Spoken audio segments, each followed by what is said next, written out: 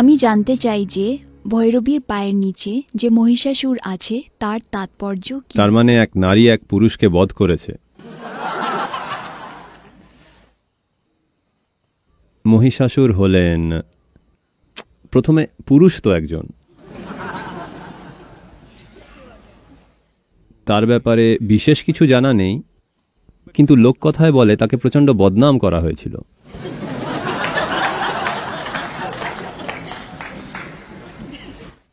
তার মানে সে খারাপ। আর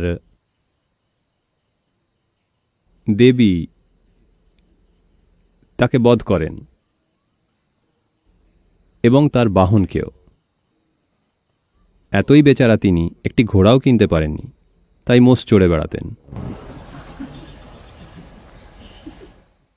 আর কেবল তারই প্রাণ যায়নি, মোষটিকেও প্রাণত্যাগ করতে হয়।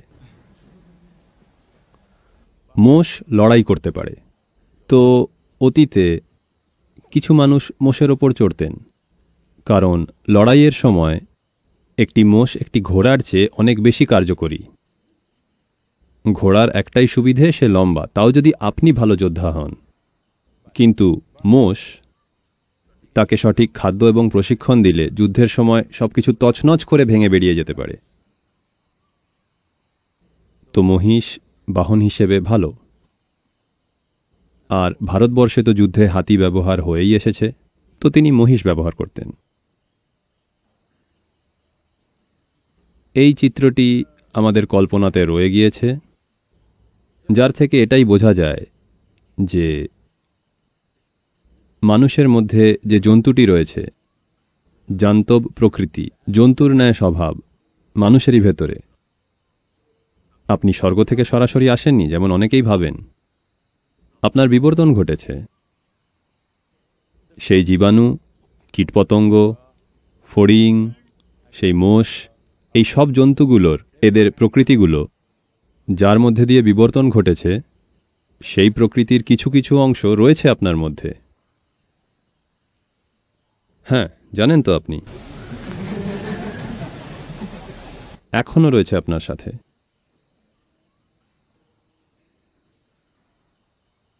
তো এগুলো সব বাধ্যকারী প্রবৃত্তি। আধুনিক নিউরোলজিও আজ এটা বলছে যে আপনার মস্তিষ্কের একটি অংশ হলো একটি সরীসৃপের। সরীসৃপের মস্তিষ্ক, যেটা প্রায় আপনার হাতের মুঠোর মতন বড়। তো এই বিবর্তনকারী প্রক্রিয়া, আধুনিক নিউরোলজি এরা স্বীকার করছে যে আপনার মস্তিষ্কের একটি অংশ হলো সরীসৃপের। তার মানে এখনো সেই পিছিয়েই রয়েছেন, যেটা কিনা হঠকারী, বাধ্যকারী এবং কাজও সেইভাবেই করে। কিন্তু সেটার ওপরে একটি পুষ্পের ন্যায় আমাদের মস্তিষ্কে সেরিব্রাল কর্টেক্সটি গজিয়ে উঠেছে। সেই পুষ্পতুল্য জায়গা থেকে যদি আপনি কাজ করেন, যেটা কিনা একটি ঘটনা ঘটেছিল যখন মানুষের মেরুদণ্ড বিবর্তন প্রক্রিয়ায় সোজা হয়েছিল, এবং মেরুদণ্ড সোজা হওয়ার পর বাইরের পুষ্পটি বিকশিত হয়, এবং এটাই আপনাকে মানব প্রকৃতি প্রদান করে। এর ফলেই আপনি চিন্তা করতে পারেন বিশ্বব্যাপী একত্ব নিয়ে, অস্তিত্ব নিয়ে। এর ফলেই আপনি এটা ভাবার ক্ষমতা রাখেন যে পৃথিবীতে সবকিছুই এক। এর ফলেই আপনি একজন বৈজ্ঞানিক হয়ে উঠতে পারেন, এবং এর ফলেই আপনি একজন সত্যসন্ধানী হয়ে উঠতে পারেন। তো যদি সরীসৃপ মস্তিষ্কে ফিরে যান, তখন আপনার কাছে কেবল বেঁচে থাকার হঠকারিতাটাই থেকে যাবে। তো এই সম্পূর্ণ প্রক্রিয়াটি, মানুষের এই প্রচেষ্টা, শিক্ষার মাধ্যমে, আধ্যাত্মিক প্রক্রিয়ার মাধ্যমে, ধ্যানের মাধ্যমে, এটি হলো এই জান্ত প্রকৃতি থেকে দূরে সরে আসা এবং মস্তিষ্কের পুষ্পসুলভ মাত্রাটি থেকে নিজেকে চালনা করা। এই ঘটনাটি খুব পুরনো নয়, কিন্তু এটি আপনাকে জীবনকে এক অনন্ত প্রবাহের মতন দেখতে সক্ষম করে তোলে। আপনি যদি আবার সেই সরীসৃপ মস্তিষ্কে ফিরে যান, তাহলে আপনি কেবল সীমানা নির্ণয় করতেই জানবেন। তাই যখনই আপনি আশেপাশের মানুষের সাথে সমস্যা অনুভব করেন, আপনি আসলে চাইছেন নিজের গণ্ডিগুলোকে নির্দিষ্ট করতে, এটা আমার, ওটা আপনার, আমার জায়গা আপনার জায়গা, আমার বাতাস আপনার বাতাস। এরম ব্যবহার করলে বুঝবেন সরীসৃপ মস্তিষ্ক। এখন এই আধ্যাত্মিক প্রক্রিয়া, যোগের প্রক্রিয়া চেষ্টা করছে এইটাকে, কারণ আপনি যদি কেবল মস্তিষ্কের এই জায়গাটা থেকেই কার্য করেন, হ্যাঁ চলবে, কিন্তু সেটা যথেষ্ট নয়।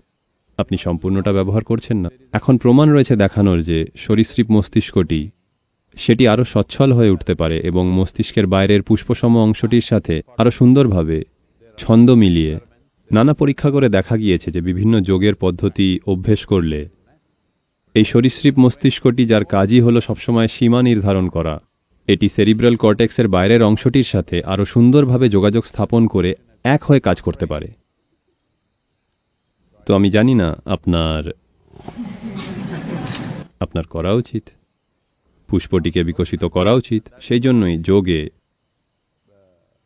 আপনি দেখবেন যোগের বিভিন্ন চিত্রগুলোতে ফুল, ফুল, ছোট ফুল, ছোট ফুল, ছোট ফুল, তারপর বিশাল বড় একটা ফুল, বিকশিত একটি ফুল। যদি বিকশিত হয় তার মানে এবার মানুষের বুদ্ধিমত্তা একাত্ম হয়ে কাজ করছে, বিভক্ত হয়ে নয়।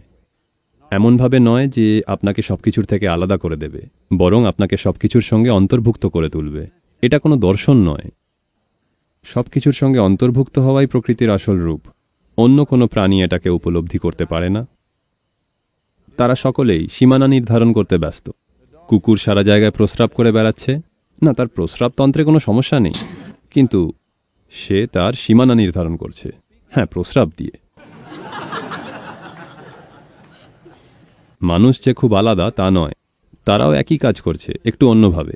এটা আমার, ওটা আমার, ওটা আমার, সেটা আমার, নিজের একটা সীমানা তৈরি করছে, যেই সম্ভব সেটাকে আবার একটু বাড়াচ্ছে, সম্ভব হলেই ওটাকে একটু বাড়িয়ে তুলছে, আর না হলে দেওয়ালটাকে আরো শক্ত করছে। এটাই ঘটছে সব সময়।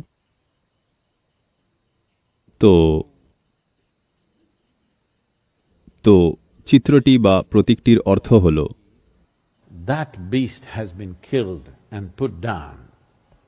সেই জন্তুটিকে বধ করে নিঃশেষ করা হয়েছে। তো এটাই হলো প্রতীক, মহিষাসুর এবং মহিষের মৃত, নিঃশেষিত। এর মানে আপনি এখন বিশাল একটি পুষ্প।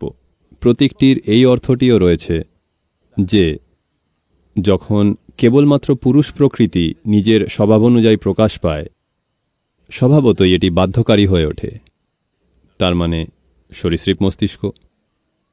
কেবল যখন নারীত্বের প্রবেশ ঘটে তখন গিয়ে একটু বিকশিত হতে পারে। যখন সেই বিকাশটি ঘটল তখন পুরুষ বা জান্তব স্বভাবের পতন ঘটল স্ত্রীর চরণে, এবং স্ত্রীর আবির্ভাব হলো তার থেকে। তো দেবীর মন্দিরে প্রতীক সেটাই। দেবী পূর্ণ ক্ষমতায় আবির্ভূত হলেন এই জান্তব প্রকৃতিকে ধরাশায়ী করে।